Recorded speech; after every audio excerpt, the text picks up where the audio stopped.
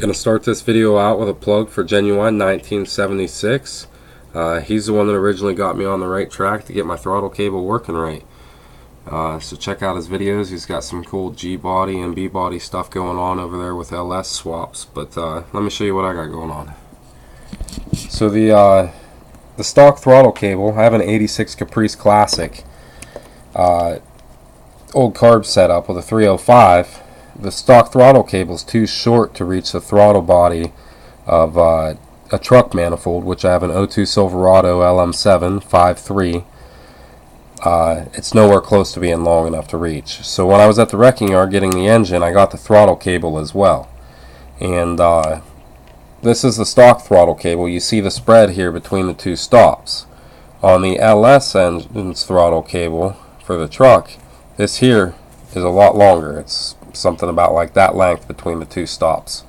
This first stop and my finger over there. So basically you get no throttle response. The throttle blade doesn't move at all. The cable's long enough and hooks up, but you have too much here between the stops to make it work.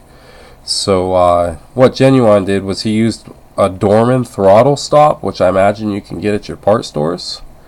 But I was trying to think of what I already had in the garage that I could make work and hook this thing up now for free or cheap. So I come up with this. I used to be a DirecTV cable technician, so I have a bunch of these laying around. You see here, this is, you just hook your coax up into each side of this, and then this is where a ground or an earth lead would go to your grounding rod on the side of your house. Most of you probably have one of these that's not in use, screwed to the side of your house from where you've changed companies over the year as far as your cable provider or satellite provider, and they left the old stuff there and just wired something new in. So chances are you probably have one of these that you can use. So I looked at the Dorman throttle stops, and it's pretty much just a bolt that pinches down on the cable to stop it from sliding, and that's pretty much what this is right here.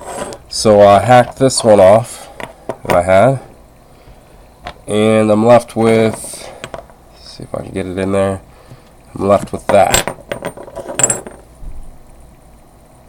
So now what you'll do with that is on your LS cable, you'll cut this little tab off here, you'll slide this on the line, and you'll tighten it down about where you need to be.